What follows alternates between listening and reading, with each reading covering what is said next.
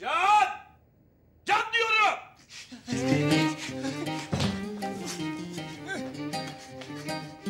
Ne oldu? Ne oldu be? Saatin kaç olduğundan haberin var mı senin? Kaç? Aa, ben saati kurmuştum. Kurdun. Sonra? Saati kurmuştum ama alarmı duymamışım. Duymazsın tabii. Horultundan duymamışsındır. Ben horlamam. Ya tabii canım. Sen horlamazsın. Üstelik horladıysam yorgunluktandır. Rahmetli Necim de öyleydi. Böyle hıs hıs diye.